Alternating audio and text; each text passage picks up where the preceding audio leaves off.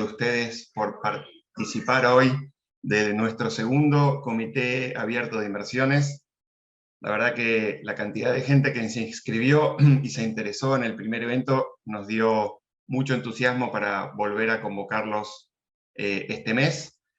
Esta vez estoy muy entusiasmado con el tema que vamos a proponer y sobre todo por la calidad de los profesionales que invitamos para que nos acompañen con su visión en este tema en particular.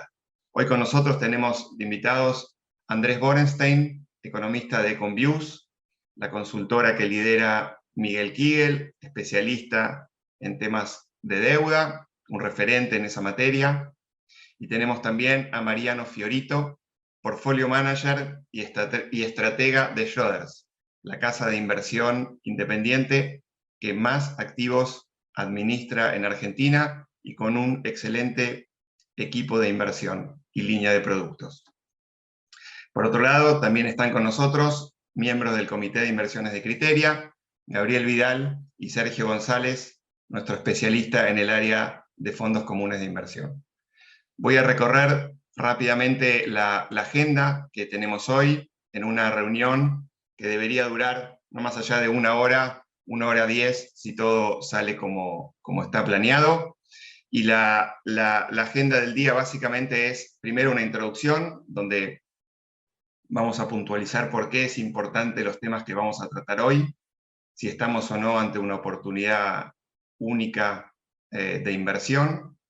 Después vamos a ir con Andrés a esto que le pusimos jugando a ser el ministro. Después les voy a contar por qué la idea de jugar a ser el ministro. Cómo hacemos para volver a creer en la deuda argentina. Y Mariano Fiorito va a ser quien nos cuente cuál es la estrategia de inversión adecuada para este tipo de activos. Y nos va a presentar además otras alternativas de renta fija en dólares. Finalmente, para inversores más conservadores, para inversores que no tienen la tolerancia al riesgo que requiere la inversión de renta fija en deuda argentina, vamos a presentar una estrategia local para inversores, como digo, más conservadores. Sin más, los dejo a Gabriel Vidal en la presentación inicial del evento.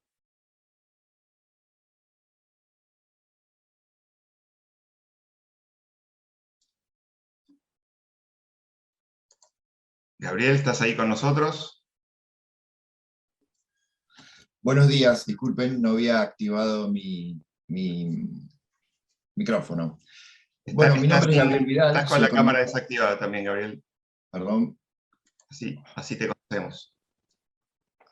Ahora estoy correcto, ¿no? Sí, señor. Perfecto. Buenos días. Contentísimo de estar en este segundo evento. Mi nombre es Gabriel Vidal, soy economista financiero, cofundador de Criteria y hoy director de Relaciones Institucionales. La verdad es que quiero parar un minuto a agradecer a Nicolás, el equipo de Asset Management y el equipo de Marketing de Criteria que nos permite hacer este encuentro mensualmente, porque hay mucho trabajo por detrás para poder llegar hoy prolijos a tener algo de contenido de calidad para poder ofrecerles a ustedes, así que mi agradecimiento al equipo. Quiero repasar mínimamente algunos conceptos antes de meterme en este gráfico interesantísimo que es el que abre mi exposición. Digamos, ¿qué pueden encontrar en Criteria como firma? A mí me gustaría, de alguna manera, conceptualmente, que ustedes piensen en nosotros como un coach financiero, aquel que los puede ayudar a desarrollar su game plan financiero. Perdonen por las palabras en inglés, pero suenan mucho más redonditas y son mucho más conocidas. Pero hay que tener un plan de juego financiero, y la verdad es que nos gusta pensarnos a nosotros como un coach, alguien en el que pueden encontrar asesoramiento, que es lo que hemos hecho los últimos 25 años. La idea es buscar portfolios de inversión que sean competitivos y consistentes en el tiempo. Y acá quiero bajar un segundo concepto que va a servir desde el punto de vista de educación, y hay mucho de esto que desarrollamos en Central de Fondos en la parte de académico, en cursos para inversores, que los invito a que vayan a mirarlos, en donde tenemos un gran amigo en la construcción de nuestros portafolios, que es el interés compuesto. La verdad es que una vez que lo entendemos y aprendemos a usarlo en nuestro portafolio, es un amigo, un benefactor de nuestros retornos enorme. Y le dejo solamente un pequeño concepto: un capital que logra retornos promedios anuales de 7% se duplica cada 10 años. Entonces, en realidad es una bajada un poco conceptual de quiénes somos, para qué estamos acá y cuál es el objetivo detrás de la presentación una y otra vez de Criteria a través del análisis de los mercados financieros.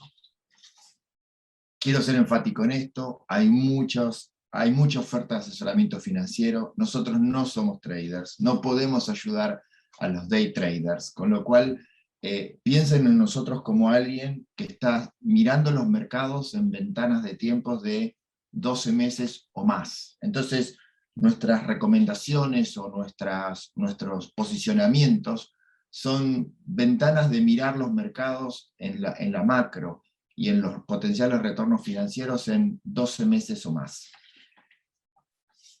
Muy brevemente, para entrar a nuestro mercado y entrar en esta increíble gráfica que tenemos enfrente, digamos, nuestro querido mercado, que con todos sus vaivenes. La verdad es que sabemos todos que transaccionamos en pesos, pero que nuestros ahorros los depositamos en dólares, que es aquel activo que nos da mayor confianza en términos de la reserva de valor. Es decir, nosotros nuestra actividad económica diaria la hacemos en pesos, pero cada vez que pensamos en ahorrar, cada vez que pensamos en posponer consumo, que no es ni más ni menos que ahorrar, lo queremos depositar en algo que nos dé la mayor confianza. Bueno, los dólares son los que nos dan la confianza después de todos los vaivenes que produjo Argentina. Y nos lleva de alguna manera a esta gráfica de alguna manera que tenemos frente a nosotros, que es la deuda soberana argentina denominada en dólares. En todos los países que tienen mayor estabilidad financiera, lo que uno va a encontrar es que el mejor activo de cada uno de esos países suele ser la deuda soberana del país. ¿Por qué? Porque es la que brinda mayores garantías, la que brinda mayor confianza a los ciudadanos. Bueno, no es nuestro caso. Nosotros tenemos una deuda soberana denominada en dólares que ha pasado por múltiples idas y vueltas. Acá arrancamos con una gráfica que comienza en el año 93, post Plan Brady y recuperación de los bonos. Fíjense el swing alcista o el tremendo movimiento alcista hasta la crisis del 2001-2002, donde los activos denominados en dólares tienen una destrucción de riqueza del 80%, volvemos a tener una gran recuperación hasta la crisis financiera internacional del 2008-2009, tenemos otra tremenda recuperación que la primera parte hasta el 2012-2013 fue recuperar niveles de razonabilidad previo a la crisis financiera del 2008-2009, y después tenemos el cambio de gobierno y la llegada de Cambiemos con una bienvenida por parte de los mercados internacionales a la deuda denominada en dólares de Argentina, que produjo este tremendo retorno. Cuando uno mira este activo y estamos pensando en lo que mencioné antes, de tratar de crear retornos consistentes y competitivos de alguna manera año por año, nos damos cuenta que este no es un activo en el que podemos recostar nuestro portafolio a 5 o 10 años vista, porque es un activo de tremenda volatilidad, en donde uno puede hacer, como dice la gráfica, ir de la gloria al ocaso en movimientos que son muy violentos. Y además es un activo que requiere de alguna manera un monitoreo semipermanente por parte nuestro. Entonces, primera cosa, es un activo que tiene glorias y ocasos, o lo que los americanos llaman boom and dust. Tenemos una gran destrucción de riqueza que se produjo en el 2017-18 con lo que comenzó siendo una crisis de mercados emergentes, que en Argentina terminó siendo un default de deuda y una nueva reestructuración, y desde los mínimos tenemos un 24% de retorno positivo.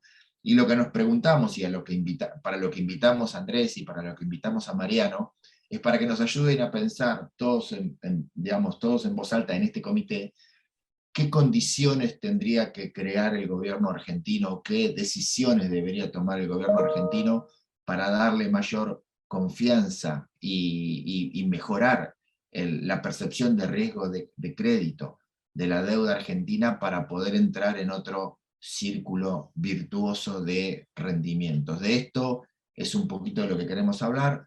También queremos volver a enfatizar que esto es un activo táctico de cartera, que no es un estratégico de cartera, pero estamos frente a una oportunidad muy importante y me parece que vale la pena revisarla con ustedes.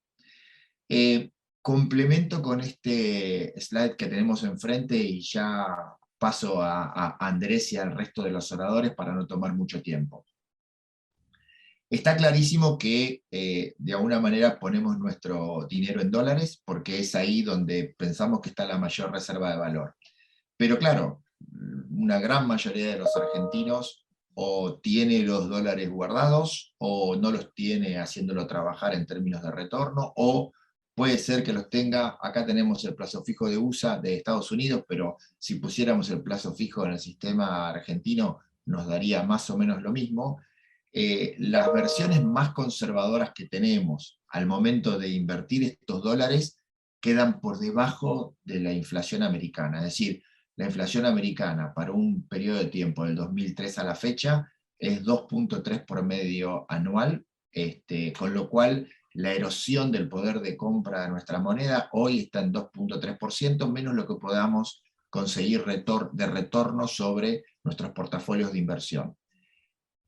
Quiero hacer otro énfasis aquí. La inflación americana está medida sobre una canasta básica de la población, y creo que muchos de los que estamos en este comité estamos yo diría, en el cuartil de alguna manera de los que tienen mayor capacidad de ahorro dentro de Argentina, y por ende también tienen una capacidad de consumo mucho más importante.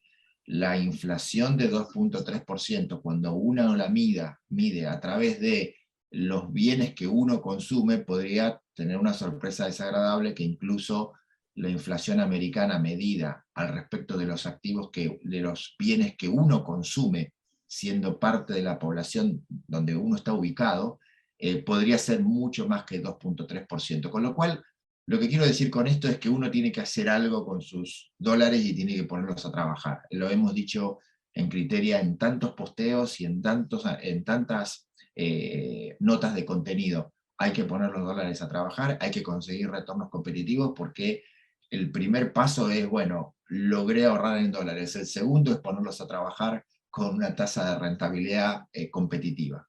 Y acá quiero traerles dos activos para que ustedes los miren. Uno es el que acabamos de mirar antes, que es el retorno promedio de los bonos denominados en dólares argentinos, a través de un índice que produce la firma Bloomberg, que es el que tomamos acá los datos, y lo que es una canasta de deuda emergente, es decir, países que forman parte de la categoría Emerging Markets, y fíjese que el retorno anualizado es 7.8% anual promedio, es bastante competitivo, con una volatilidad del activo bastante tolerable en términos del 8.7%.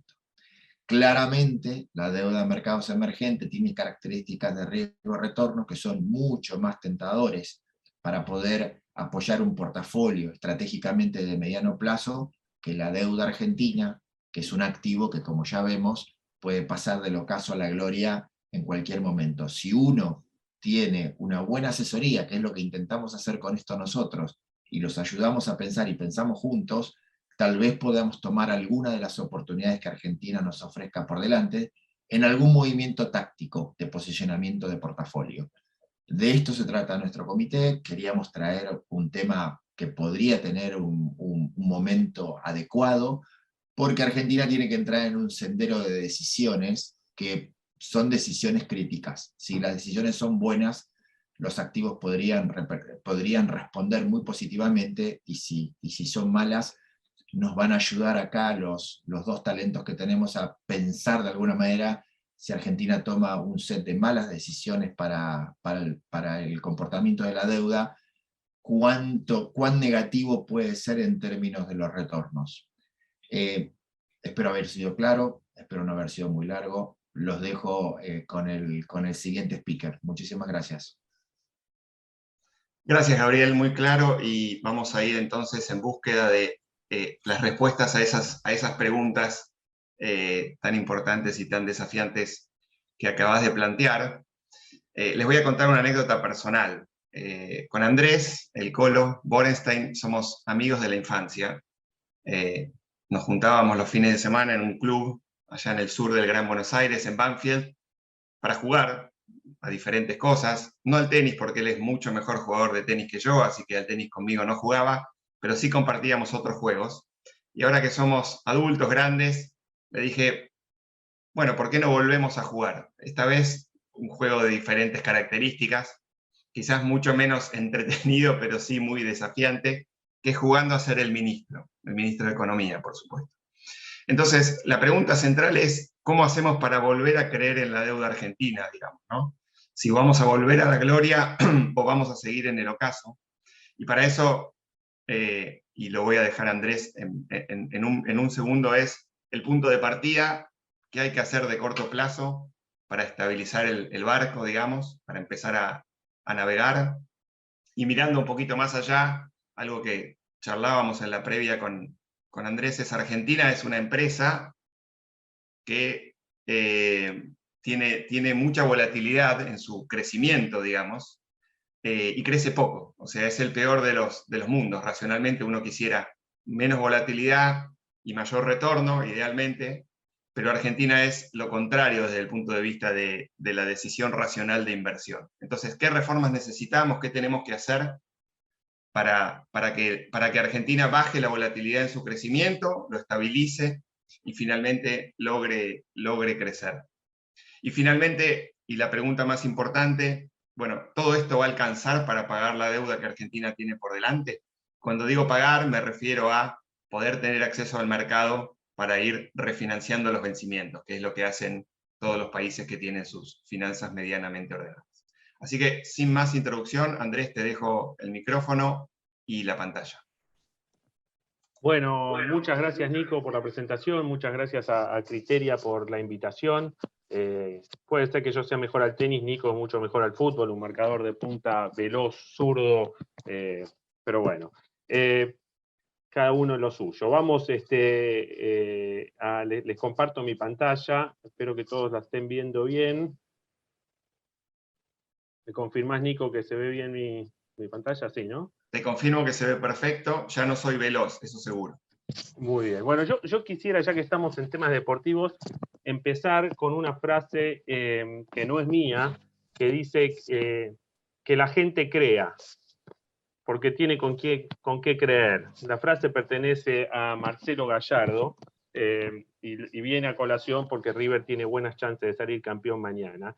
El problema de la frase de Gallardo es que en el caso de River las cosas tienen como alta probabilidad, en el caso de Argentina no sabemos. Pero un poco mi función es qué puede hacer Argentina para que la frase dicha por algún ministro de Economía sea tan creíble como cuando la dice el muñeco Gallardo. Así que voy a contarles un poco qué tengo en la cabeza en este juego que me propuso Nico y que acepté muy contento. Básicamente tres ideas. Algo nos comentó Nico. Primero, estabilizar la macro. Si no estabilizamos la macro, digamos, no hay ninguna chance de que la deuda, yo les puedo mostrar métricas contables, financieras, pero con una macro muy inestable simplemente es imposible. La segunda es esto que decía recién Nico, del riesgo-retorno. La Argentina es el peor de los mundos, crece poquito, tiene mucho riesgo. Bueno, idealmente deberíamos bajar el riesgo y mejorar el retorno. Yo diría con hacer alguna de las dos yo ya me conformo. Y la tercera es que la verdad la Argentina está estancada hace 11 años, incluyendo este año que vamos a crecer 10%, ya ni siquiera 9 como era, digamos, con los números de ayer vamos a crecer 10%, estamos estancados hace 11 años y si tomamos periodos más largos, la verdad es que crecemos muy poco.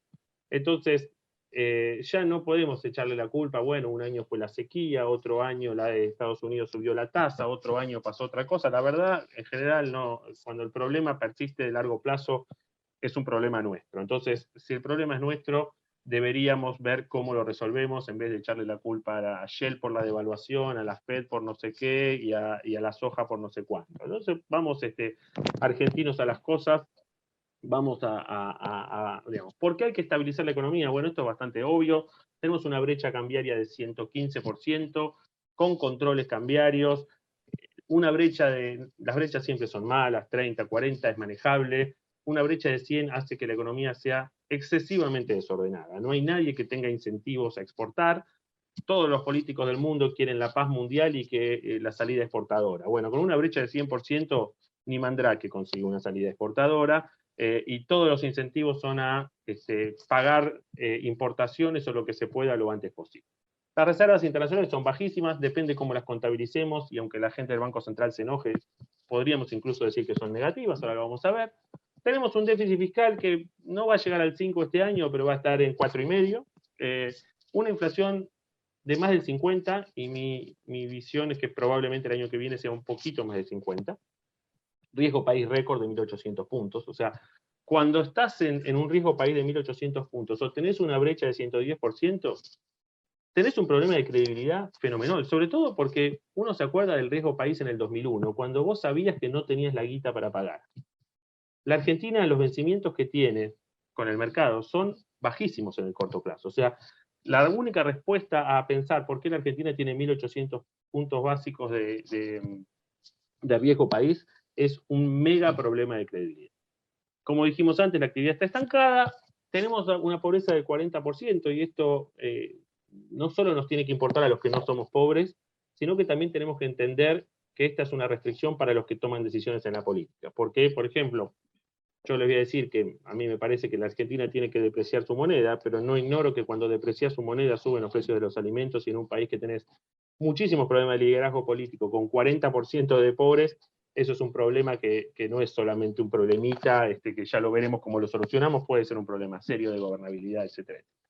Y bueno, un poco la solución, creo yo, a la estabilización es un acuerdo del FMI. El acuerdo del FMI no va a hacer milagros. No nos podemos colgar del acuerdo del FMI para ganar en Qatar, ni nada por el estilo, pero obviamente un acuerdo con el FMI te da un poco de la credibilidad perdida y te pone un plan en donde uno piensa, mira, la Argentina seguramente no lo va a cumplir a rajatabla, tenemos que ver si el FMI te da un acuerdo en serio, un acuerdo light, pero como mínimo, incluyendo en el caso de un acuerdo light, que es lo que yo prefiero que no ocurra, pero incluso en ese escenario, yo creo que la Argentina evita los peores escenarios y uno puede decir más o menos estabiliza la economía, que es, como decíamos antes, la condición primigenia. Paso rápido porque esto es conocido, pero algunos, ¿qué tiene que tener un acuerdo con el fondo? Bueno, algún tipo de sendero fiscal, que no va a ser al 2028 como le gustaría al ministro de Economía, tiene que ser al 2024, 2025 equilibrio fiscal. Tenemos que buscar cuál va a ser el ancla de la política monetaria. Hoy no tenemos ningún ancla, no es la tasa, no es el tipo de cambio, etc. Necesita el Fondo Monetario, y creo que esto es lo más duro para negociar, te va a decir, achique la brecha y acumule reservas. Ambas cosas implican devaluación, y ningún político del mundo quiere devaluar, pero yo creo que vamos a devaluar, podemos discutir cuándo, si en cuotas o de un saque, pero me parece que vamos para ahí. Y algunas reformas estructurales que creo yo no van a ocurrir, por lo menos en el corto plazo, pero bueno, hay que ponerlos en la carta de intención y en el programa. Paso por algunas de las cosas que fui diciendo, solamente para ponerle números y que no sea un zaraza. Las reservas hoy netas líquidas están en 500 millones negativos. Esto es un poco una trampa, porque los DEX están y el oro se puede hacer plata, te puedes hacer un swap, puedes hacer un repo. Hay formas de monetizar el oro, es decir, que no son necesariamente negativas, pero sí la sensación que tiene cualquiera que mire este cuadro, incluso si tiene alguna forma diferente de contabilizar, cada economista cuenta de alguna cosa diferente, pero nadie te va a decir, no, hay un montón de reservas. Si no te gusta mi número y no te gusta el menos 500, te va a dar más 200. O sea, pero en ningún caso te va a dar que te sobran dólares, más bien te faltan un montón. Y acá siempre hago esta nota al pie, cuando escuchen a alguien que habla de la restricción externa porque faltan dólares, yo digo, bueno, te faltan dólares al precio que vos querés que valga. Si cambias el precio del dólar, seguramente no te van a faltar dólares, ¿no? Si yo quiero que un auto valga 100.000 pesos, van a faltar autos, obviamente, a ese precio, ¿no? Para poner un ejemplo sencillo. Bueno, una de las caras de de la falta de estabilidad es que el Banco Central, ¿no?, con cepo, con 100% de brecha, viene siendo vendedor neto de dólares, y si en octubre no fue vendedor neto, fue solamente porque hubo un parate de las importaciones que no es sostenible para el nivel de actividad. Es decir, el clásico ejemplo de frazada corta: vos parás las importaciones, dejás de perder reservas, pero bueno, digamos, que no te roben las ruedas del auto porque no conseguís, que, digamos, empezás a ver las góndolas vacías. Esto, para el crecimiento de la actividad económica, es muy mala noticia. Por ahora la venís zafando porque los servicios vienen recuperando de la pandemia. Una vez que termine la recuperación de los servicios, si no hay importaciones, no hay crecimiento. Tan simple como eso. La inflación, ven que la inflación está en un nivel de 50, y si miramos este gráfico, vemos que desde la salida de la convertibilidad cada vez nos movimos, más allá de serruchos de año a año, cada vez nos movimos a un nivel de inflación más alto. Y la mala noticia que tengo yo, por lo que voy a proponer algunas reformas estructurales, es que es re complicado bajar inflación de 50%. En cierta medida es mucho más fácil bajar una hiperinflación, porque vos dejás de emitir dinero, por ejemplo, en una hiper, conseguís un poco de credibilidad y la bajás. Y nosotros tenemos experiencia. Bajar inflación de 50 es difícil. Esto no quiere decir que nosotros vamos a ir a una hiperinflación ni nada por el, digamos, los que tenemos algunos años, nos acordamos que en la década del 80, por ejemplo, teníamos 30%, 2 años antes de la hiper, teníamos 30% de inflación mensual. Por eso digo, un 3%, un 4% mensual no es igual a hiper, ni mucho menos, pero digo, esto es un problema que no es sencillo. O sea, yo descreo de la gente que va, ¿no?, en un bar o en la comisión directiva de un club y te dice, lo que hay que hacer es tal cosa. Bueno, no, porque esto es un problema complejo.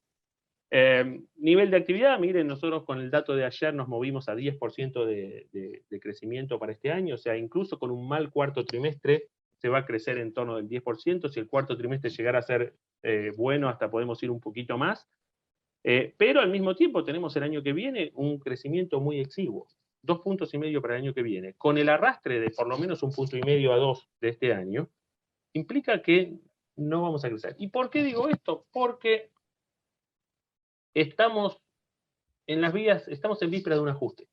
Lo que no sabemos si el ajuste lo va a hacer el gobierno con un plan del fondo y va a ser un ajuste ordenado, o el ajuste lo va a hacer el mercado. Si el ajuste lo va a hacer el mercado, el 2,5 le queda grande, y mi 50 y pico de inflación le queda chico. Mi escenario base, el ajuste va a ser ordenado, a regañadientes o lo que sea, pero el liderazgo político va a ir a un acuerdo con el fondo que nos va a dar ese manto de credibilidad que nos ayude a seguir para adelante. Por lo cual, vuelvo a la frase del muñeco Gallardo, creo que hay espacio para creer. Si bien el que creyó hace 6 meses la pasó mal, creo que si uno no lo mira, como decía Gabriel, en un horizonte de más largo plazo, hay espacio para creer. Bueno, como ven, contablemente la deuda pública argentina no es grande, 50% del PBI, y que no es un PBI grande, que esté inflado, ni nada por el estilo. Entonces, justamente, no me parece que sea una locura que con 2 o 3 cosas recuperes la credibilidad y la deuda valga otra cosa. Segundo, en el corto plazo no hay vencimientos. Fíjense que el primer año donde hay que pagar guita grosa, para ponerlo de una manera poco académica, es en el 2025, donde tenemos que pagar 10.000 millones de dólares. 10.000 millones de dólares al PBI de este año son 2 puntos del PBI. Déjenme decirles que si un país del G20 no puede hacer un rollover de 2 puntos del PBI, muchachos, pongamos una pizzería, porque no nos podemos dedicar a esto. Entonces, aún lo que parece mucho, yo creo que no es mucho. Por supuesto, sin credibilidad no hay ninguna chance. Entonces, necesitamos generar la credibilidad. Y bueno, necesitamos salir de esta liga, ¿no? Donde alguno que vea, digamos, nuestro rival directo es Angola, y Ecuador ya nos pasa el trapo porque tiene un riesgo país que es menos de la mitad que el nuestro. Entonces, de nuevo, si uno mira los números de la deuda argentina y ve dónde estamos, es decir, esto es tener un equipo, no te digo un equipazo, pero tenemos un equipo mucho mejor de los resultados que obtenemos. Este es un poco mi punto, pero por supuesto, el mercado financiero piensa para adelante, y para adelante tenemos que convencernos de que lo que vamos a hacer es dejar de hacernos daño. Por ejemplo, en este caso sería ir al Fondo Monetario y hacer un plan fiscal y buscar un ancla monetaria y tratar de recuperar reservas, un poco lo que hoy nos está desestabilizando macroeconómica. Bueno, ahí está un poco la presión de por qué el fondo hoy es lo que está en todos los headlines, porque los vencimientos que tenemos de acá a marzo son pesados, pero son pesados básicamente porque tenemos el fondo y el fondo del Club de París. El Club de París me preocupa menos, es más simbólico que otra cosa, pero sí creo que si no le pagáramos al fondo, el mercado se va a poner más nervioso todavía. Y estaríamos más lejos de un ajuste ordenado. De nuevo, el fondo no se va a embargar, no son los buitres, digamos, técnicamente no pasa nada en estar en arrears, no pasa nada en estática. En dinámica, la gente que tiene activos argentinos, desde depósitos hasta bonos y acciones, se va a poner más nerviosa de lo que ya está. Entonces, ahí el apuro de cerrar un acuerdo, que de nuevo, mi escenario base se va a cerrar en febrero o en marzo. Nos falta definir, a mi modo de ver, la calidad de ese acuerdo, pero ya vamos a empezar a ver, me parece, viajes en ambos sentidos de emisiones argentinas a Washington y del fondo a Buenos Aires. La deuda no es licuable, esta es la mala noticia de la deuda argentina, o sea, un 75% de la deuda está en dólares, y dentro de la parte en pesos, buena parte de la deuda ajusta por inflación, entonces no es fácilmente licuable, pero bueno, eso es. Para esta segunda parte de la presentación, entonces quiero pensar en las medidas de más mediano y largo plazo. Ven que yo soy economista y la mayoría de los que estamos acá somos economistas, pero esto es para un médico, ¿no? Si esto es un electrocardiograma del paciente, el paciente claramente está en el cementerio. No hay corazón que pueda aguantar estos 100 años, ¿ves? De 1921 al 2021, boom and bust, boom and bust, boom and bust. Bueno, esto es Argentina. ¿Qué es lo que necesitamos? Que cuando nos vaya bien no crezcamos al 8% porque no lo podemos sostener. Necesitamos crecer 4 años al 3%. Eso sería una Argentina que yo sueño. Por supuesto, me encantaría que crezcamos 20 años al 8%, pero vamos a ver, no tenemos motor para eso. Entonces, tenemos que pensar la institucionalidad para poder crecer al 3%. Y como ven, estas son las tasas de crecimiento acumuladas en distintos periodos, y sacando el de la convertibilidad, que te mejora un poco el número, venimos cada vez peor. O sea, crecíamos relativamente mucho, si empiezo a contar en el 21, pero si empiezo a contar en el 99, crecimos al 1,5, esto es interés compuesto, como decía Gabriel, ¿no? Es 1,5 sobre 1,5 sobre 1,5, ¿no? Este es el gráfico que más me gusta compartir con ustedes. Miren, si yo fuera un portfolio manager y digo, miren, tengo este activo que tiene mucha volatilidad y poco crecimiento, ustedes me dicen roja directa. Digamos, ¿no? Uno tendría que tener, digamos, como portfolio manager activos de baja volatilidad y alto retorno. Ese es el sueño del pibe. Bueno, miren dónde estamos. Crecemos, no somos el peor. Fíjense, yo acá, perdón, le quiero decir lo que hice. Agarré los últimos 21 años, son datos trimestrales, o sea, tenemos unos 80 y pico de datos de todos los países del G20, más algunos latinoamericanos, más algunos que me servían para comparar, como Grecia, que no es ni del latinoamericano ni del G20, pero le va peor, y dije, bueno, siempre hay que poner uno que le da peor. Entonces tenemos Grecia, tenemos Italia, tenemos Japón, que crecen menos que Argentina, pero ninguno es más volátil que Argentina. O sea, no sé si encuentro algún país africano que puede ser más volátil que Argentina, pero probablemente estemos entre los 3 países más volátiles del mundo. Entonces, básicamente necesitamos movernos en esta dirección, porque si no va a ser difícil seducir. Y cuando pensamos en deuda, toda la literatura, no me voy a poner a hablar de papers académicos, pero toda la literatura va por esto. O sea, el mundo de los famosos debt intolerance te dice, los países son intolerantes a la deuda cuando son muy volátiles. Uno se dice, pero ¿cómo puede ser que Estados Unidos o Japón tienen deuda de triple dígito y nosotros con 50% estamos cortando clavos? Bueno, porque son países mucho más estables, mi viejo. Esta es un poco la lógica, porque si vos no debes mucho, pero de repente la chocás, y bueno, te convertís en insolvente aún no debiendo mucho. Nosotros, por ejemplo, en la convertibilidad, el famoso default de Rodríguez Sá, era con 54 puntos de deuda. El problema es que vencía toda mañana y la economía estaba destrozada. Así que, ¿cómo salir? ¿Cómo pasar a otro cuadrante desde ese mal rating que tenemos? A ver, obvio para mí mejorar la volatilidad, la institucionalidad. Whatever that means, o sea, la institucionalidad es una entelequia, pero todos creo que tenemos claro que la institucionalidad de Argentina tiene mucho por mejorar. Un set de reformas estructurales para hacer que haya gente que quiera enterrar capital en la Argentina, porque lo que vemos hoy es que hay muy poca gente que quiere enterrar capital en la Argentina, y si quiere enterrar es porque tiene algún tongo, algún amigo, algún retorno muy rápido, pero cuesta encontrar muchos proyectos. Todos tenemos alguna evidencia anecdótica quizás, pero no mucho más que eso. Básicamente, ¿qué necesitamos para crecer? Y capital, trabajo y productividad. Bueno, para el trabajo tenemos la demografía, no hay mucho que podemos hacer, más allá de mejorar el capital humano con educación, pero eso de largo plazo, necesitamos más capital y necesitamos ser más productivos. Entonces, yo les voy a mostrar 4 o 5 cosas y la verdad quiero ser modesto, no hace falta que implementemos todas. Me encantaría que implementemos todas, pero la verdad, con elegir 2 o 3 de estas para llevar adelante, bueno, sería un primer paso. Así que déjenme mostrarles. Bueno, el primero, mercado laboral. Yo no quiero empezar en la discusión de reforma laboral o mostrar, simplemente bajemos la conflictividad. Hagamos que cuando un empleado, una pyme tenga que despedir a un empleado, que estas cosas pasan, no tenga que hipotecar toda la empresa. Bajemos la cantidad de juicios laborales, bajemos eso. Fíjense, protección contra despidos o pagos de indemnización. Siempre hay alguno peor que nosotros, pero siempre, y estos son números de la OECD, estamos en el tramo peor. Fíjense lo que pasa en Argentina con el empleo. La proporción de empleo público como porcentaje del empleo privado. Hace menos de 10 años era 44%, hoy es 56%. Bueno, evidentemente tenemos un Estado grande, porque el sector privado no está tomando gente, y por lo menos no la está tomando en blanco. ¿Tenemos un problema de corrupción? ¿Qué duda cabe? Bueno, acá está el índice de Transparency International, podemos mirar otros índices, en algunos nos va un poquito mejor, en algunos un poquito peor, pero siempre estamos en el bottom half o en el bottom quarter, diría yo, en temas de percepción de corrupción, porque esto no se puede medir así, más que percepción de corrupción. Este gráfico es otro que me encanta. Miren, lo que hago es mirar el PBI per cápita y el gasto del sector público como porcentaje del PBI. La Argentina está acá.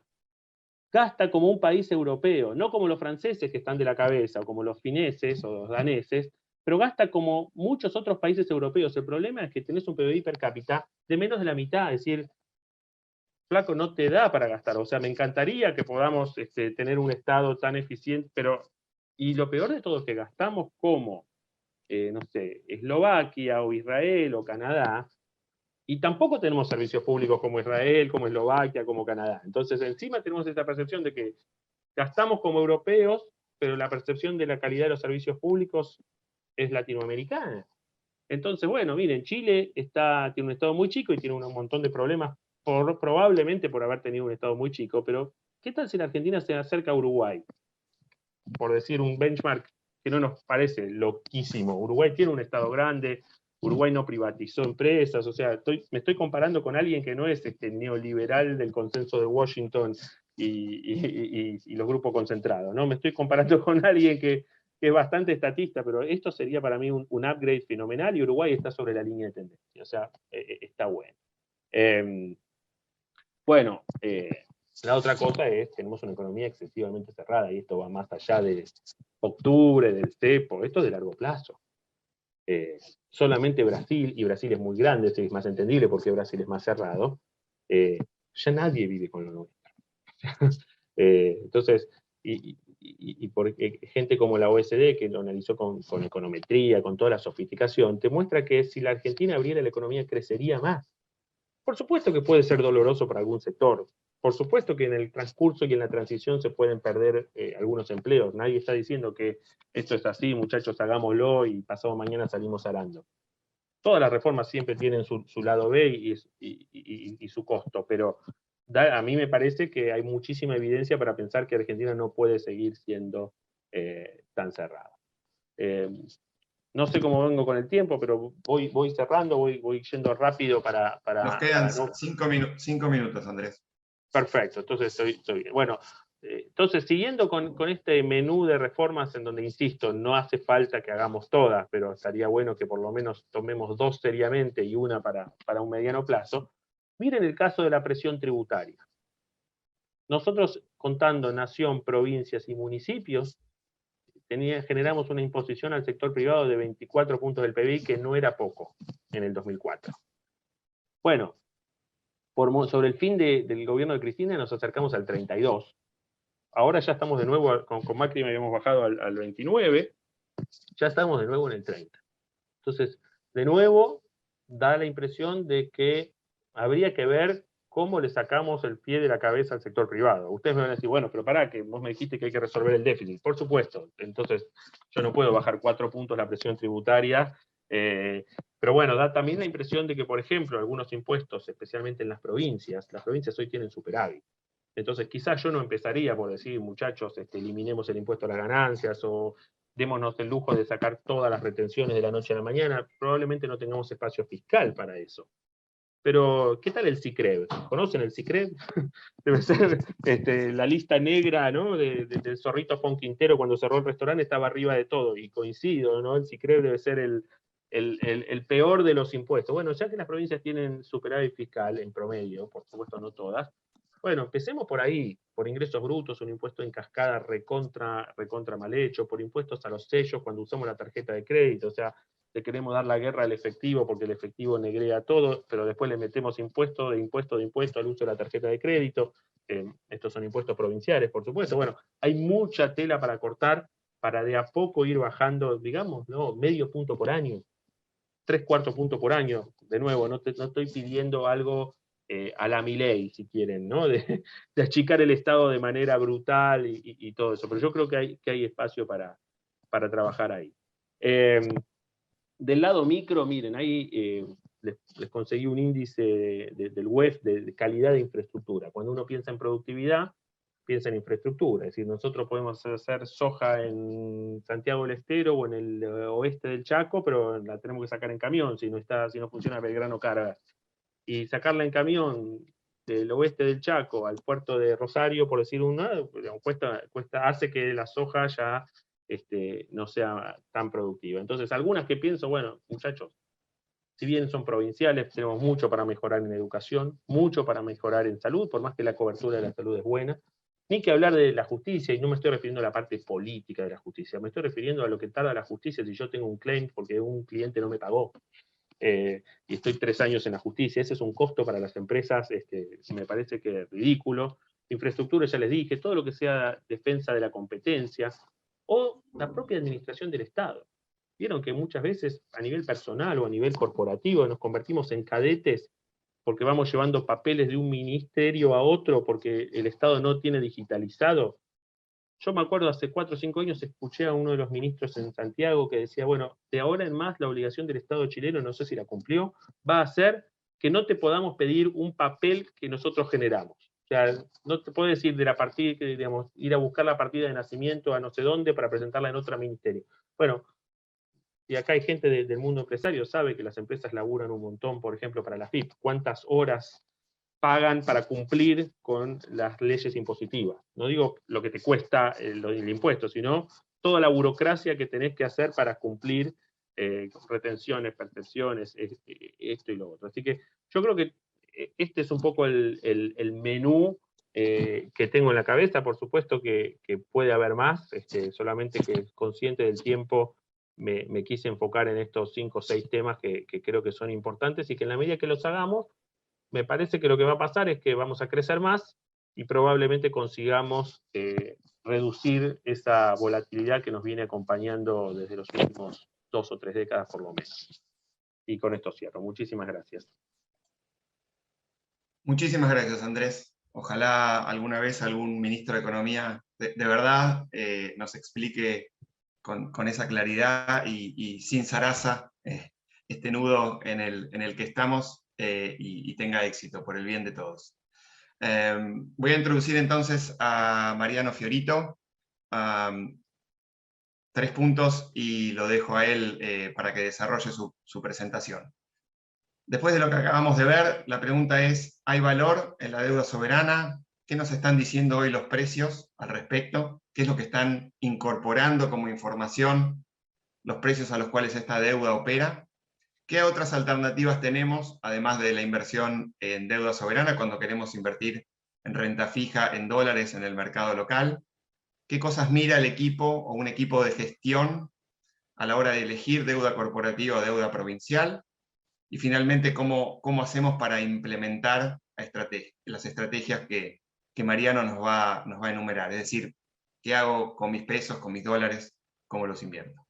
Así que con eso, Mariano, Te dejo Buenísimo. la pantalla y la presentación. A ver si ahí pueden ver mi pantalla. Sí, señor, se ve ¿Bien? perfecto. Buenísimo. Bueno, primero que nada, agradecerles la invitación. Creo que este evento contribuye a la educación financiera y nos da placer formar parte de esto, así que agradecerle a Nicolás, a Gabriel y a todo el equipo de Criteria por invitarnos a ser parte. Creo que la tengo un poco más fácil que Andrés, en el sentido de que me voy a concentrar exclusivamente en interpretar qué nos está diciendo el mercado y en base a eso plasmar, como comentaba Nicolás, estos 3 puntos que nos parece importante destacar. Uno, concentrarnos en la deuda soberana, después vamos a pasar a la deuda corporativa y provincial, y después, por último, ver el tema de, bueno, qué fondos y cómo estamos gestionando nosotros las estrategias en Argentina.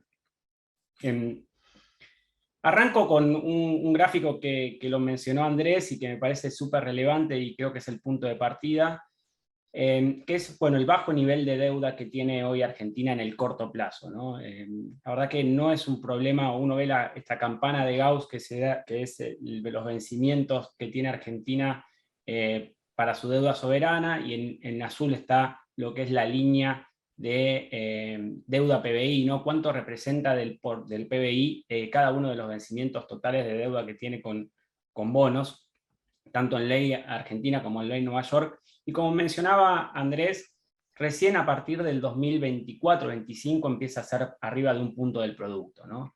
Eso entendemos nosotros que es muy sencillo, sería muy sencillo para Argentina, dado el nivel de exportación que tiene, de honrar la deuda, al menos en el corto plazo. Sí, ya llegado a partir del 2024-2025, Argentina debería recomponer su relación con el mercado y poder rolear esa deuda, pero en el corto plazo creemos que se ganó tiempo en realizar esas reformas que requieren la normalización y volver a integrarse a los mercados de deuda de capitales privados, ¿no?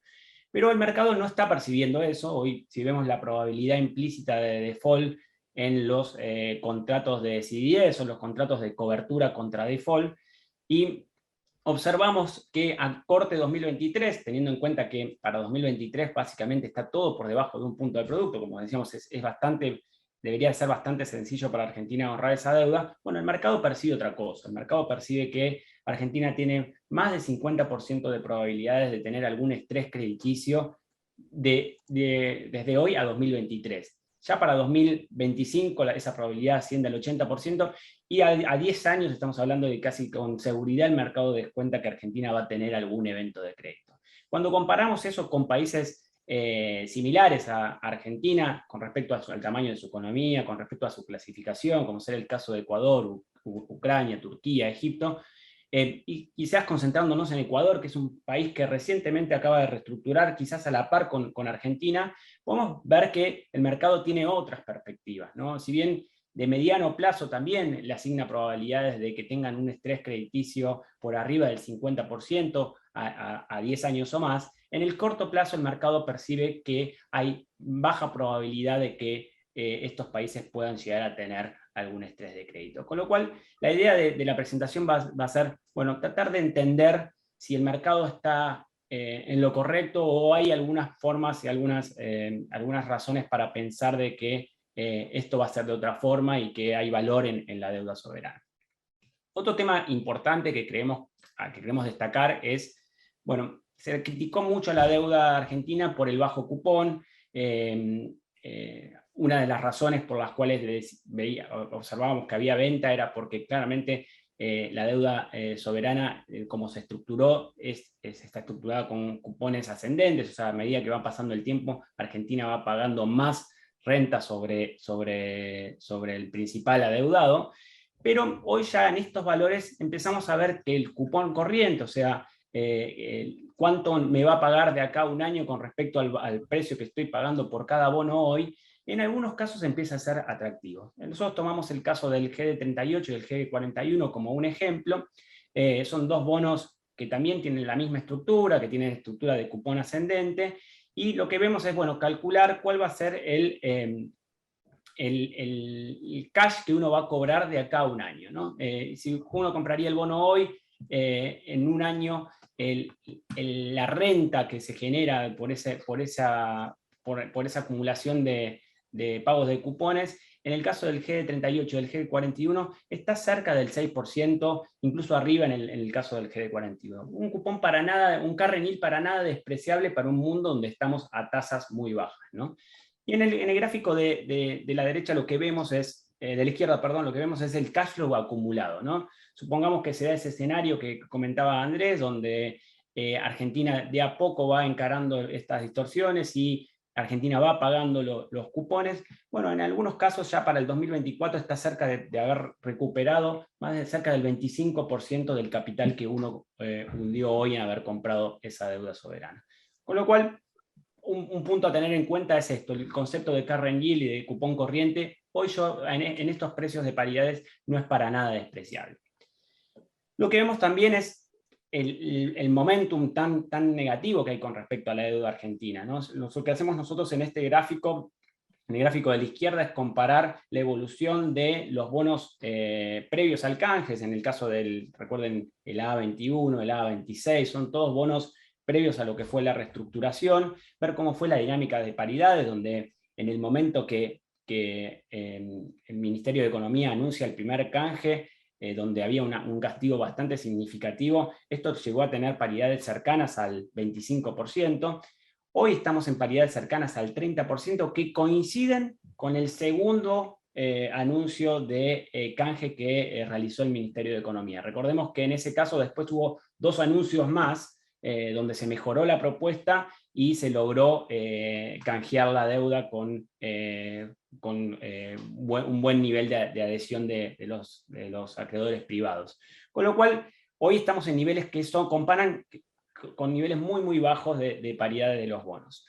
Lo mismo cuando analizamos y ponemos un zoom, ¿qué pasó después de la reestructuración? Bueno, los bonos tuvieron una muy fuerte caída, esta fuerte caída se corresponde a, recuerden, hubo un anuncio del Banco Central donde forzaba a las compañías a realizar manejos de deuda o refinanciación de deuda, dado que el central solo le iba a financiar o solo le iba a dar acceso a las reservas por un porcentaje de los vencimientos. Ahí el mercado percibió que Argentina iba a tener, se iba a sentar encima de las reservas y que no iba a realizar ese set de reformas. Reaccionó de forma muy negativa, y hoy estamos viendo que los precios, las paridades de los bonos coinciden con los mínimos que vimos en marzo del 2021. Esto es para tener un poco en perspectiva de qué decimos cuando que la deuda luce barata en el tiempo. Bueno, estamos hablando de mínimos recientes, ¿no? de paridades de los bonos. Cuando ponemos a Argentina en el mundo, ahí lo que vemos es, en el gráfico de la izquierda, los rombos celestes y verdes corresponden a lo que es la deuda soberana en ley Nueva York o en ley local. Es importante destacar acá lo que es los circulitos verdes. Los circulitos verdes es el promedio de la deuda triple C, es hoy la calificación que tiene Argentina. Bueno, Argentina cotiza arriba de esa deuda, ¿no? Está claro que el mercado castiga por encima de lo que es el promedio de los países de similar calificación que Argentina. Y ahí lo que nosotros destacamos es, bueno, empezar a ver a qué diferencial cotiza Argentina con respecto a sus comparables. En el gráfico de la derecha lo que hacemos es poner todos los países que son ya sea triple C, como en el caso de Sri Lanka, o ver todos los que son países B. ¿Para qué nos sirve esto? Para entender, bueno, en el caso de que se encare esa agenda de reformas, si Argentina de a poco vaya integrándose al mundo y vuelva a acceder al mercado de deuda privada, bueno, quizás ver cuáles son los primeros los países comparables a los cuales Argentina va a ir a cotizar, ¿no? Y como podemos ver, en el caso de El Salvador, que es el primer país de calificación B que Argentina podría ir a cotizar en caso de empezar esta agenda que comentaba Andrés, está a 600 puntos o más de 600 puntos de diferencial con respecto a Argentina en promedio. Con lo cual nos parece que hay, en el caso de que Argentina encare esa agenda, bueno, hay mucho capital o mucho spread para comprimir con respecto a sus comparables. Ni hablar de países como Ecuador, que hoy ya estamos a más de 1000 puntos de diferencial, o el caso de Angola o Egipto, países que mencionaba Andrés. Estamos hablando de que están ya a años luz, ¿no? Están a 1200 puntos de diferencial con respecto a Argentina. Y uno diría, bueno, ¿por qué es que el mercado castiga tanto la deuda argentina? Y una de las razones por las cuales pensamos que esto puede ocurrir es porque Argentina tiene una posición técnica, de lo que se denomina la oferta de bonos es muy alta, ¿no? Argentina tiene una composición de deuda que es alta con respecto a sus países comparables, y lo que vemos acá es la deuda total, la deuda externa total. Acá la descomponemos en lo que son bonos, lo que son préstamos, deudas intercompany y otros. Como podemos ver, Argentina tiene, el problema no es tanto la deuda externa, que si bien es alta contra comparables, el punto débil es la composición de esa deuda externa. La Argentina tiene mucho bono emitido en el mercado internacional. Y en primer lugar, gran parte de esos bonos los tiene el sector público, no el sector privado, ¿no? Entonces ahí creemos que lo que queremos transmitir es, bueno, hay muchos más bonos en el mercado de los que el mercado quiere tener con un país que está en esta situación, ¿no? Esa posición técnica débil hace que los movimientos sean muy extremos, ¿no? Donde haya constantemente venta de bonos argentinos. Para comparar, por ejemplo, Brasil tiene 11 puntos de su PBI en deuda externa, pero gran parte de esa deuda externa está en el sector privado, ¿no? Y no tanto en el sector público. Bueno, Argentina es todo lo contrario, ¿no? Con un PBI muchísimo más chico. Entonces acá lo que hacemos como equipo es, bueno, ver distintos escenarios, ¿no? El escenario de convergencia o el escenario Marcelo Gallardo, donde vamos a una convergencia gradual, donde Argentina se acerca a ese rating B que tanto añoramos, o lo que significa que es volver a acceder a los mercados de capitales de deuda. En el ejercicio nosotros castigamos hasta incluso un poquito más del promedio de países con calificación B, le agregamos 200 puntos más, que va a ser el castigo que va a tener Argentina por ser Argentina y por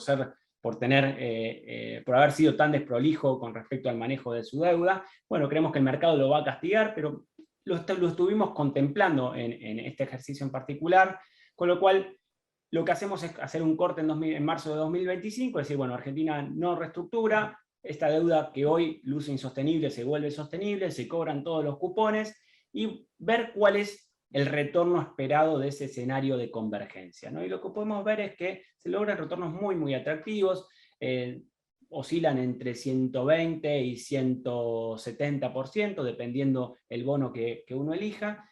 Y bueno, eso nos da un marco de, bueno, cuál puede llegar a ser el retorno esperado en un escenario donde se alinean los planetas. Pero lo que hacemos es después, bueno, empecemos a modelar escenarios alternativos, ¿no? Escenarios donde hay sí un estrés, donde Argentina vuelve a defaultear, donde hay alguna reestructuración de deuda, donde castigamos el recovery value de Argentina, o sea, el valor de recupero de esa deuda que tenemos hoy, la castigamos bastante, le estamos poniendo 27,5, que no es un número caprichoso, sino que es básicamente considerar lo que ha sido un estudio de Moody's de países comparables como Argentina, que se estima que en promedio se logra un valor de recupero del orden del 30, nosotros incluso lo castigamos un poquito más y decimos, bueno, Argentina los bonos se van a reestructurar con un recovery value de $27,5.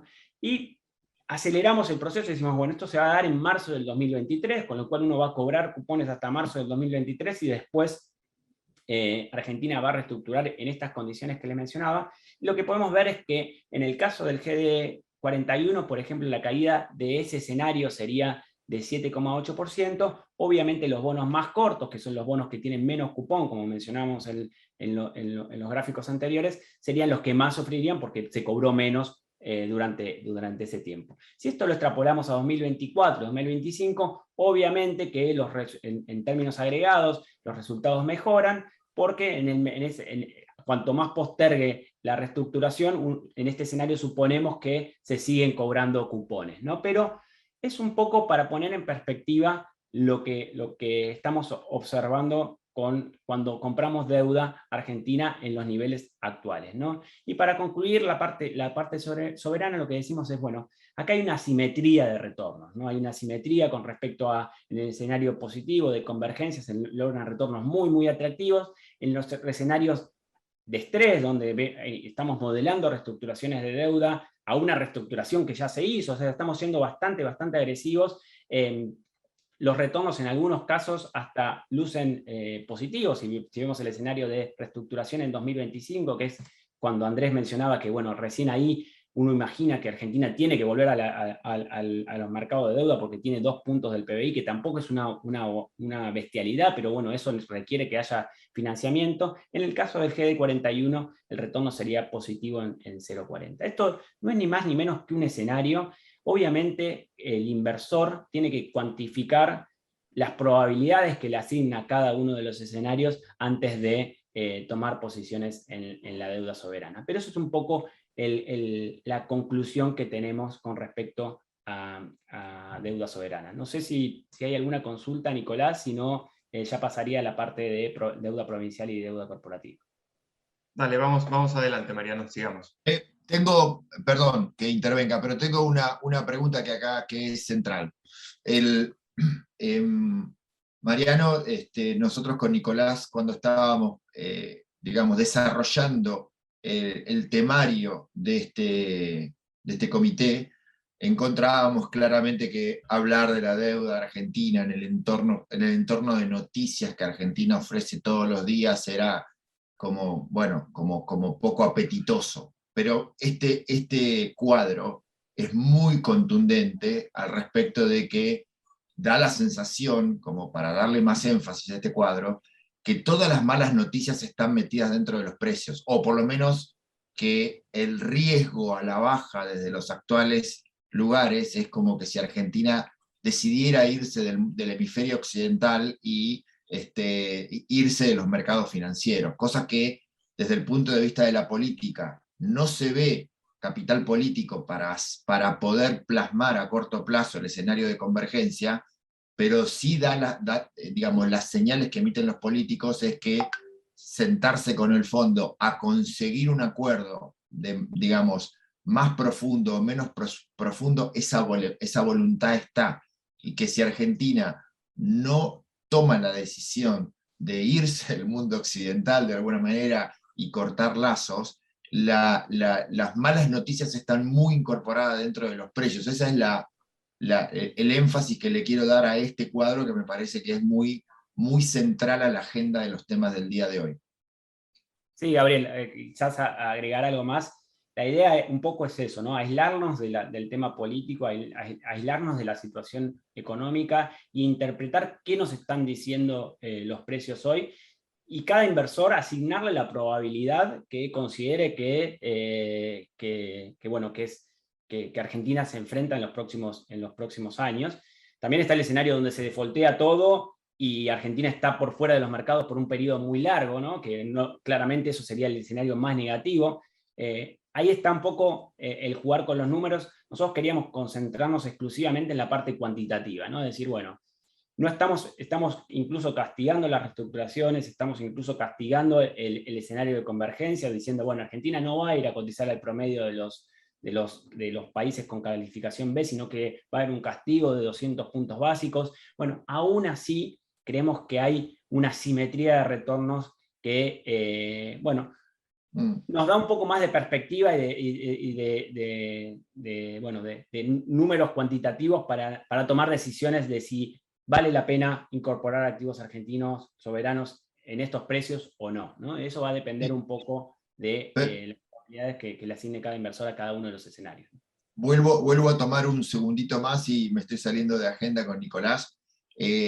Lo que vos estás diciendo es estar fuera de los mercados a la Cuba, a la Venezuela, es decir, tomar una decisión de irse del mundo occidental, y da la sensación que aunque el gobierno no muestra suficiente capital político como para tomar las decisiones en el escenario de convergencia que plasmarían retornos en la deuda denominada en dólares de alto nivel, estamos también, a través de la última elección, nos queda claro que el camino de Venezuela o Cuba no está a corto plazo dentro de lo que es el escenario de Argentina. Entonces, uno le da alguna tranquilidad de pensar, bueno, seguiremos a los tumbos, pero no hay una decisión política de hacer ese viaje de alguna manera.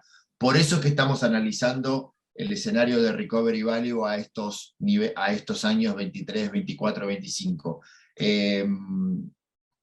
Nada, muy, muy claro y muy, muy buena la exposición. Buenísimo. Paso rápido en lo que es la performance, sobre todo de la deuda corporativa, provincial y soberana. Como podemos ver, este es un índice que comienza en diciembre del 2020. Es un índice de deuda corporativa donde mezclamos varios activos dependiendo un poco el monto emitido. Lo mismo hacemos con la deuda provincial. Podemos ver que el gran ganador desde diciembre a la fecha ha sido la deuda provincial, que ha sido reestructurada. Nosotros decimos, bueno, la suerte que tenemos en Argentina es que prácticamente todos los escenarios que uno imagina complejos ya se testearon, ¿no? Y ahí vimos que hubo un default soberano y vimos que el Banco Central restringió el acceso a las reservas a los corporativos. Ahí vimos algunos corporativos que realizaron emisiones en el mercado internacional para honrar las deudas que tenían en los vencimientos que tenían el año 2021 en particular. Vimos a provincias que con datos fiscales que no justificaban una reestructuración, forzaron la reestructuración. Vimos provincias donde claramente intentaron no generar un default y no defaultearon, y tuvimos provincias que estaban con una situación compleja y se vieron forzadas a renegociar su deuda y lo hicieron de forma muy amigable con el inversor. Con lo cual hoy tenemos muchos datos para empezar a modelar, bueno, cómo pueden ser las distintas situaciones, los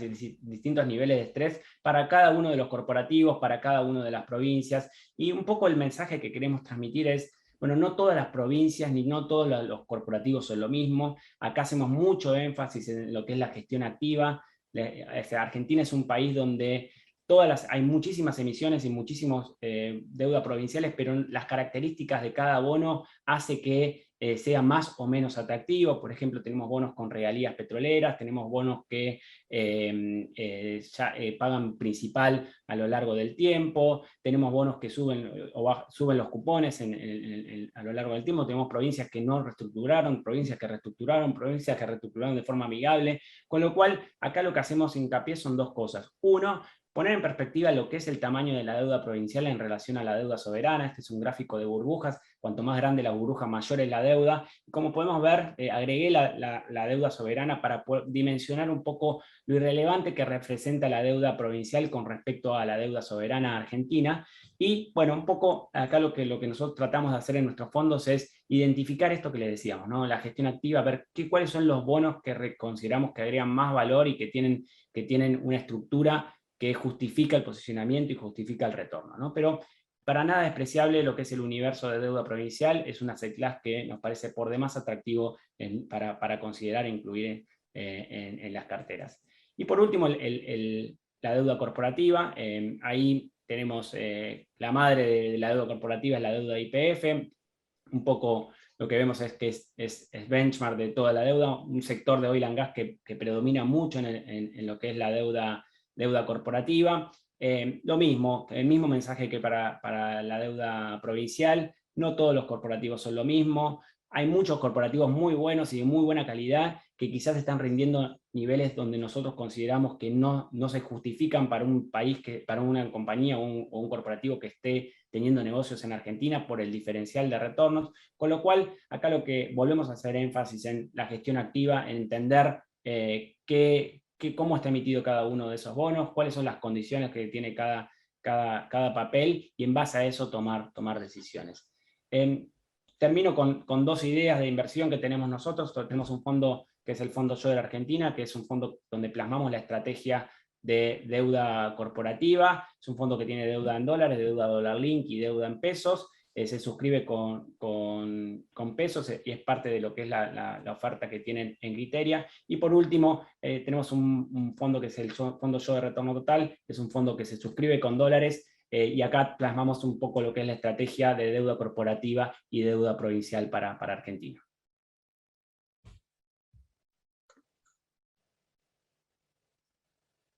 Bueno, muchísimas gracias, Mariano. Quiero contarles que estos fondos que Mariano acaba de presentar están disponibles en la plataforma de Criteria. Pueden acceder a ellos fácilmente a través de nuestra aplicación para celulares, disponible para Apple y para Android. Así que son productos, como digo, al alcance de todos los inversores, desde los más pequeños hasta los más grandes. Voy a continuar con la secuencia de la presentación. En este caso voy a adelantar un poco con la agenda para poder entregar en tiempo y forma los tiempos del evento y que cada uno pueda seguir con sus tareas diarias. En este caso lo que voy a introducir es una idea, una serie de ideas para inversores, como digo, más conservadores, inversores que no tienen la tolerancia al riesgo suficiente como para poder incorporar a sus carteras el riesgo que implica tener en un portafolio bonos argentinos, ya sea de deuda soberana, deuda corporativa o deuda provincial. Para esto nosotros tenemos en el equipo el desarrollo de diferentes estrategias. En este caso, la estrategia que les quería presentar es la estrategia Renta sin Fronteras, que básicamente tiene este nombre porque nos permite a través de productos locales, también disponibles en la plataforma de Criteria, acceder a inversiones en el exterior. Así que le dejo la palabra a Sergio González, nuestro especialista en fondos, para que nos cuente brevemente cómo son cada uno de estos fondos, cómo están constituidos, quién los administra y cómo ha sido el resultado comparado con el contexto de otras inversiones. Adelante, Sergio. Muchas gracias, Nico. Excelente presentación la de Andrés y la de Mariano. Me tomo el atrevimiento. Y para empezar, quiero comentarles que todos los fondos que recomendamos en cada uno de los webinars surgen de un análisis independiente y objetivo de las características de cada fondo, de su track record, de cómo están preparados para afrontar los escenarios que consideramos que se van a materializar en el futuro. Analizando lo que es la volatilidad, el tamaño de los fondos, el equipo que los gestiona, terminamos eligiendo cuáles son los mejores fondos de cada categoría. De vuelta hago énfasis en la objetividad, en la transparencia y en la independencia a la hora de elegir los mejores productos, con el solo objetivo de cumplir los mandatos de inversión de cada cliente, de cada inversor. Entonces, en este caso, la estrategia Renta sin Fronteras, nosotros elegimos 3 fondos, en el caso de Schroder, para completar la oferta que mencionó Mariano previamente, el Schroder Income, que es un fondo muy conservador, que está con tenencias principalmente de acuerdo a la legislación local de Argentina, que permite tener 75% del portfolio dentro del Mercosur, más 25, Mercosur más Chile, más otro 25% del fondo con más libertad para elegir los productos. Termina eligiendo 20% de Chile, más cerca de 30% de Brasil, y también incorpora deuda del Paraguay en un 11%. También posee deudas de Colombia, de Ecuador y Perú. Y como puntos sobresalientes, primero el equipo de gestión de los créditos, selección de los créditos del fondo, tiene mucha capacidad, mucha experiencia eligiendo qué créditos. Tiene un equipo, digamos, no solo en Argentina, sino en diferentes lugares de América Latina y del mundo, por lo cual elige los créditos que consideramos que son seguros y cumplen el mandato de inversión. Por otro lado, es un fondo bastante grande con 100 millones de dólares. Por otro lado, y otra característica que es transversal a los 3, es que todos se pueden suscribir tanto en dólar MEP, en el dólar local, el dólar bolsa, por decirlo así, y en dólar cable. Esto es muy importante mencionar, debido a que con las condiciones actuales de mercado, algunos fondos no pueden ser suscriptos con el dólar MEP. En este caso, los 3 fondos que estoy mencionando tienen esa posibilidad, y por lo que es el track record, que se aísla de la volatilidad que tanto Mariano como Andrés mencionaron en sus presentaciones, no la materializan en el comportamiento de la inversión. También recomendamos el Compass Renta Fija, que es una cartera que está distribuida entre deuda tanto soberana y corporativa, predominantemente de Brasil, también de Chile y de Paraguay, y es un fondo con casi 20 años de track record y 150 millones de dólares. También hago mucho hincapié en que algo clave de estos productos son los equipos que están atrás, que eligen a los créditos. Y estos han probado tener mucha capacidad de elegir, de tener una buena selección de créditos, de hacer un buen análisis. Y por último, un fondo que está dispuesto a incorporar algo más de volatilidad, pero que ha sido remunerada históricamente en su track record de 17 años, que es el Galileo Event Driven, que tiene bonos corporativos de Brasil. También incluye bonos corporativos, y resalto el corporativos de Argentina, que es una curva que Mariano en su presentación mostró que tiene puntos para explotar, para obtener retornos. Es uno que tiene rendimientos históricamente más altos porque se involucra en créditos con más capacidad de proveer retornos más jugosos. También tiene, como les dije, 17 años de track record con retornos muy generosos y 80 millones de dólares de patrimonio, por los cuales son fondos con liquidez que aceptan dólar MEP, con mucho equipo atrás respaldando lo que es la gestión. Y por último, quiero aprovechar este gráfico para mencionarles lo que es una inversión, como si hubiéramos invertido en una cartera con la misma ponderación en cada uno de estos productos, partiendo desde $100.000, como hubiera sido la evolución de esta cartera. El comparable es el plazo fijo en dólares, que es un invertible acá en Argentina. Todas estas inversiones son realizables desde Argentina, y la tasa de interés es similar a la que mencionó Gabriel en el principio de la presentación, por los cuales en un plazo de 3 años, o sea, cerca de 4 años, vemos una caída en el 2019, producto de que había la volatilidad que mencioné en los productos más riesgosos, pero también vemos la recuperación y vemos que en un largo plazo una cartera compuesta por estos fondos ofrece un retorno más interesante que lo que sería el comparable, que es un plazo fijo. El comparable me refiero porque es un instrumento de inversión en la misma moneda dura, que sería un plazo fijo en dólares. Esto es lo que tenía para mencionarles de la cartera. Excelente, Sergio, muchas gracias otra vez, siempre llevándonos en el camino de ir conociendo más productos y armar estrategias para cada tipo de inversor y para cada idea que va surgiendo en los comités. Por último, voy a ir con las conclusiones, con las ideas fuerza. Quizás Gabriel me quiera acompañar en este cierre. Antes no me quiero olvidar, porque nobleza obliga, hoy lo disfrutamos Andrés Borenstein durante más de 30 minutos, lo pueden escuchar semanalmente en su podcast llamado La Economía en 3 Minutos, que tiene mucha aceptación, está muy bueno, así que lo pueden seguir escuchando a través de ese medio.